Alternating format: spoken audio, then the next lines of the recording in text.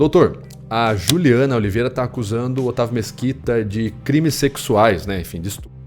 A minha dúvida é, o Otávio Mesquita hoje, 10 anos depois, ele pode ser acusado por algum tipo de crime sexual, por aquele programa que aconteceu quase 10 anos atrás? Vitor, a resposta é não. E ele não poderá responder por esses crimes sexuais. Inclusive, a Juliana poderá ter problemas daqui para frente, depois dessas acusações. Fala pessoal, beleza? Aqui quem fala é o Vitor Santos, você está no canal Metaforando, o maior canal de linguagem corporal do mundo. Falando mais uma vez sobre o caso onde Juliana Oliveira acusa Otávio Mesquita e o Danilo Gentili foi mencionado recentemente, vocês sabem do que eu estou dizendo. Trazendo hoje o Dr. Luiz Augusto Durso, um dos advogados mais conhecidos do Brasil, para me ajudar a responder algumas dúvidas sobre esse caso. Doutor, tudo bem? Muito obrigado por aceitar o convite, é uma honra ter você aqui com a gente. Obrigado, Vitor, prazer é meu voltar ao seu canal e essa sua audiência que é sempre muito antenada nessas questões novas que a gente precisa sempre esclarecer. Muito bacana. Doutor, eu quero já abrir a primeira pergunta aqui indo direto no assunto. Juliana Oliveira acusa Otávio Mesquita de uma situação que teria ocorrido quase 10 anos atrás. Uma dúvida que eu tenho ela só acusou hoje, né? Quase uma década depois. O Otávio Mesquita pode responder por qualquer tipo de crime sexual de um negócio que aconteceu 10 anos atrás? Vitor, não pode. A lei, lá na época dos fatos, em 2016, colocava que todos os crimes sexuais dependiam da representação da vítima. Nós temos 3 tipos penais no Brasil. O que é incondicionado, ação penal pública incondicionado, significa que qualquer um que descobre aquele crime pode denunciar e o Estado tem obrigação de trabalhar, a polícia, o Ministério Público. Tem os crimes públicos condicionados à representação, e aí só se a vítima representa, o Estado pode agir, que seria o caso do estupro em 2016, e os crimes privados, que aí a vítima, sem a necessidade da participação do Estado, pode mover a ação criminal. No caso do estupro ou do assédio sexual, todos esses crimes sexuais, lá em 2016, todos esses dependiam da representação da vítima. Só que tem um prazo para fazer, Vitor. Esse prazo da representação é de 6 meses. Depois desse prazo, ele vence, decai, que a gente chama juridicamente, esse prazo é decadencial, e ele, depois de vencido, não pode mais ser reaberto. Então a vítima não pode, depois de um tempo, falar, agora eu descobri que fui vítima daquele crime, etc.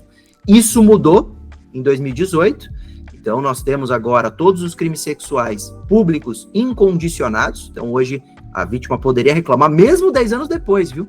Depois de 2018 isso foi alterado, mas a lei, lá em 2016, dependia dessa representação. A Juliana não fez. Vale dizer, o Otávio Mesquita não pode, agora em 2025, responder por nenhum crime sexual por causa da falta da representação. Caramba, então quer dizer que se tivesse ocorrido, por exemplo, em 2018 para frente, ele poderia, inclusive hoje, responder sobre isso? Se fosse depois de setembro de 2018, que foi a alteração dessa previsão do tipo penal, lá com a lei de importunação sexual, a 13.718, que é a lei que mudou tudo isso, ele poderia, inclusive agora em 2025, se o crime tivesse sido no finalzinho de 18, responder por algum crime sexual. Inclusive, Vitor, muitos colegas me questionaram, falaram, Durso, isso não parece ser uma importunação sexual? É isso que eu ia perguntar pro doutor, né? Às vezes as pessoas olham essa imagem e falam assim, isso não, mas um assédio, uma importunação sexual.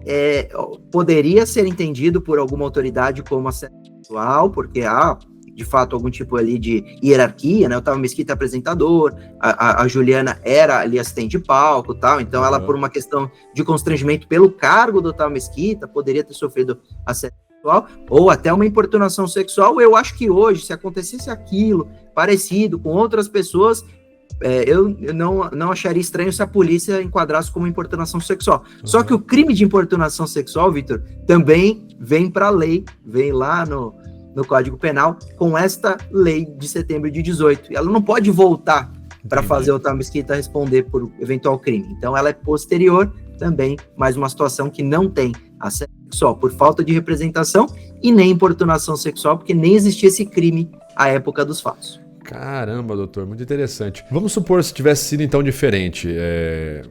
Qual poderia ter sido o rumo da situação se a Juliana tivesse entrado com essa denúncia um mês depois do episódio do programa? Ela se sente lesada, vai lá e entra com uma denúncia um mês. O que poderia ter acontecido normalmente? Se a Juliana tivesse representado dentro do prazo legal de 6 meses, nós teríamos com certeza a instauração de um procedimento de investigação criminal, que a gente chama de inquérito policial, para apurar se houve crime. E aí, não necessariamente a polícia ia entender, ou depois o Ministério Público, que houve, por exemplo, estupro. Porque muita gente olha até hoje e fala, não, aquilo não é estupro. Só que para a informação que nós estamos trazendo aqui hoje, pouco importa se aquilo é estupro ou não, porque o Estado nem vai fazer essa análise do que a gente chama análise de mérito, porque não tem o prazo cumprido da representação. Mas se ela tivesse representado, aí o Estado teria o dever de entender se ali teve crime, se é estupro ou outro crime sexual, porque o delegado poderia entender que era, por exemplo, a época assédio sexual, o que seria até, em tese, mais adequado, porque o estupro é um pouco mais complicado, porque o artigo 213 fala de violência ou grave ameaça, né, para ter ali algum tipo do indivíduo satisfazer a lascívia, etc. Não é o caso, me parece não ser o caso, aí já falando sobre as imagens em si. Então, se ela tivesse representado, haveria uma investigação criminal para entender se ali há crime e qual o crime, e aí o Ministério Público poderia oferecer uma denúncia e o Otávio Mesquita responder aí sim por um processo criminal por algum crime sexual. Falando do Danilo, que ele foi mencionado pela Juliana, né, ela fala que o Danilo não fez nada. E aí eu não sei, doutor, acredito que tenha visto o vídeo do Danilo Gentili onde ele se defende. E ele, naquele momento, ele traz à tona ali uma gravação que ele fez na época que a Juliana contou para ele, dizendo, não, eu tô do seu lado, se precisar vamos entrar com o processo mesmo, eu acho que tem que processar e tem que ir para cima. E a Juliana meio que fala, não, eu não quero. E ele até mostra, inclusive, ali as respostas dela na gravação. E uma dúvida que me surgiu foi, ele poderia gravar aquela ligação entre ele, a Juliana e o João, que era diretor do programa? Ele poderia gravar aquela ligação? Não é ilegal gravar uma ligação e depois expor ela publicamente, como ele está fazendo hoje? Como que é isso? É uma ótima pergunta e muita gente colocou essa dúvida, me mandou lá no Instagram também. Durso, ele pode ter gravado essa ligação, etc? E a resposta é sim, Vitor. Um interlocutor, ele pode gravar a ligação que ele faz ali, que ele participa, né, que ele faz algum tipo de manifestação e ele é interlocutor. Diferente da interceptação, que é alguém terceiro, ou Estado, né, polícia, ou alguém que coloca uma escuta ali no ambiente ou até intercepta a ligação direto, né, faz algum tipo de registro. Aí sim você não tem autorização, inclusive é crime, tem dois crimes, o crime de gravação ambiental e o crime de interceptação. Então você hoje gravar uma ligação que você é interlocutor é permitido. Aí a segunda dúvida sobre isso é se ele pode colocar a público como fez. E a resposta, aí sim, é em tese, claro que ele poderia, porque ele foi acusado, inclusive publicamente na imprensa, por ela, de não ter auxiliado como apresentador do programa, ter visto ali a situação pessoalmente, não ter feito nada, e a gravação mostra totalmente o contrário. Então, para se defender, ele pode apresentar essa gravação que ele fez de maneira lícita, né, permitido, mostrando que realmente ele ofereceu ajuda, colocou seu advogado à disposição, o diretor do programa participava também dessa ligação, então não vejo problema nenhum. O Danilo também, algo que ele fala no vídeo, né, ele revela que no momento, na situação, quando aconteceu, no dia que aconteceu a situação com a Juliana e o Otávio Mesquita, ele fala que ele não percebeu que a Juliana estava incomodada de uma pessoa, de um incômodo de uma pessoa que teria sido violentada, enfim, que teria passado ali por um crime sexual. O Danilo, quando ele revela isso pra gente, muitas pessoas na internet começaram a dizer, tá vendo, ele não percebeu, ele não prestou auxílio, ele menosprezou o sofrimento dela, entraram vários comentários.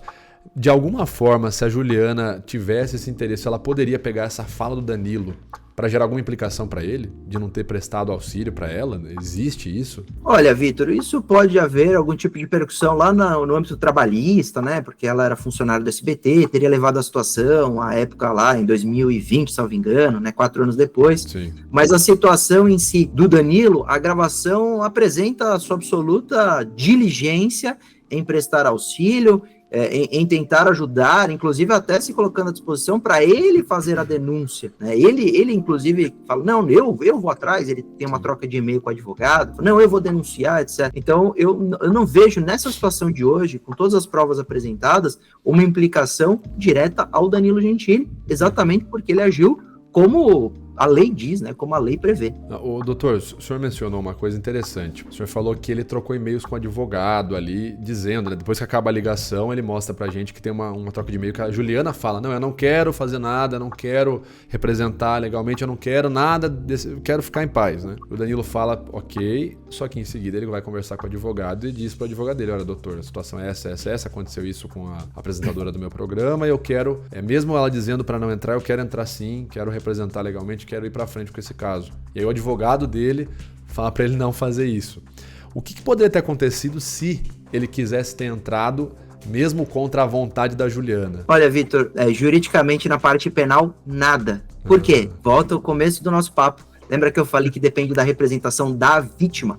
Ela que precisa representar pelo menos até de setembro de 18. Agora não mais. Agora alguém pode denunciar. Só que a época dependia sim, nesse prazo de 6 meses, da Juliana decidir que queria fazer alguma coisa e fazer a representação. Então, se o Danilo tomasse ali as rédeas e falasse, não, eu vou, a polícia, vou lavrar um BO, etc., sem a representação da Juliana, nada aconteceria. Então, o advogado lhe aconselhou de maneira perfeita à época, dizendo, hoje o crime depende da representação, você não pode superar a vontade da vítima, ela que decide. Inclusive, Vitor, só a título de curiosidade para a nossa audiência aqui, porque as pessoas podem questionar por que era assim, né? Por que o crime sexual dependia da representação? Antes disso, antes de 2009, o crime de estupro, os crimes sexuais eram privados. Depois se tornou público o condicional da representação, e em setembro de 18 que se tornou incondicionado. Porque antigamente a gente pensava que a vítima, né, de um crime sexual, ela que tinha que decidir, porque se isso viesse a público sem a sua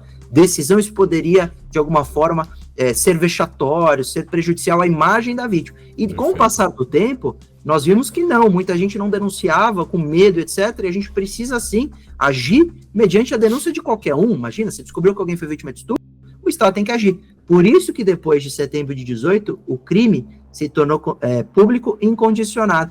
E lá, à época, ainda dependia dessa vontade da vítima por uma questão da própria imagem e da intimidade da vítima que decidia se queria ou não que o Estado fizesse alguma coisa criminalmente. Isso mudou, mas à época, se o Danilo, então, tentasse fazer alguma coisa, ele não teria esse poder por causa da representação ser exclusivo, ato exclusivo da vítima. Muito interessante. Legal, né? Que o caso da Juliana, ela é maior de idade. Sim, muito interessante. Até porque, então, como o Danilo fala, precisaria dela estar ativa ali, porque ele fala isso na ligação, né? Você quer fazer o quê? Não, eu acho que você tem que entrar, eu acho que você tem que processar, eu acho que você tem que ir pra cima.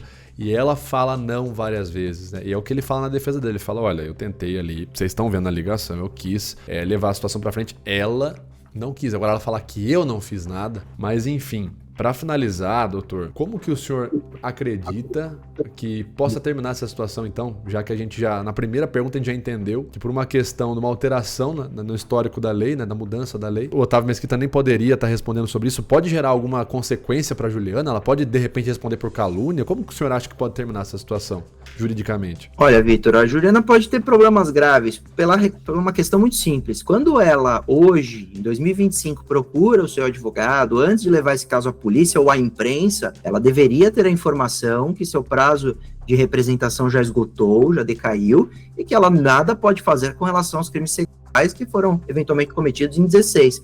Mas se ela mesmo assim vai à imprensa e fala que foi vítima de estupro, etc., ela pode sim ser processada pelo Otávio Mesquita. Inclusive, ele já se manifestou dizendo que fará. Então, ela pode ter consequências graves, porque mesmo ela sendo leiga, ela tem um atendimento jurídico que deveria ter alertado ela a, se sentiu de alguma forma vítima de uma violência, etc., procurar, até pode procurar a polícia, etc., mas não dessa forma como foi feita, levando a imprensa, gravando vídeos nas redes sociais, porque o crime, como a gente disse, não tem a representação, e se houvesse crime, não poderia ser utilizado para ter algum processo criminal contra o eventual autor. Vale dizer, decaiu, o Estado não pode fazer nada. Inclusive, Vitor, uma última curiosidade, hoje, em 2025, se alguém for vítima de estupro, essa pessoa não tem esse prazo mais de representação, porque a gente já falamos, né, mudou o tipo penal, só que tem ainda um prazo que corre, que é o prazo da prescrição. E para o caso de estupro, que a pena máxima é 10 anos, a gente calcula o prazo prescricional pela máxima, nós estamos falando na prescrição em 16 anos. Então, realmente, aí teria um prazo muito mais longo. Não é o caso Então, realmente pode haver repercussão para Juliano. E, inclusive, a gente percebe o desgaste enorme da situação do Otávio Mesquita, e a primeira reação dele foi: por que agora? Isso é importante a gente dizer, a gente não está julgando os fatos, dizendo que ela mentiu, etc. A gente está dizendo que ela poderia ter reagido dentro da previsão legal, no prazo que a lei estabelece. Perfeito, doutor. Acredito que é isso. Agora eu deixo as minhas perguntas para a audiência. O que vocês acham desse caso? Como vocês acham que vai terminar? Ficou com alguma dúvida? Quer entender melhor sobre os direitos, sobre o que pode se desdobrar? Siga então um dos maiores advogados do Brasil, o Dr. Luiz Augusto Durso. Modéstia à parte, né? Não é só porque é um grande advogado, não é só também porque eu conheço pessoalmente, uma pessoa de caráter, de conduta ilibada, mas é um cara muito gente boa, muito gente fina, com muito conhecimento. Vocês viram que ele sabia até o mês que foi feita a alteração na legislação. Então, eu recomendo que vocês sigam o Dr. Durso em todas as redes sociais. As redes sociais estão com o seu nome, né, doutor? Tudo Luiz Augusto Durso.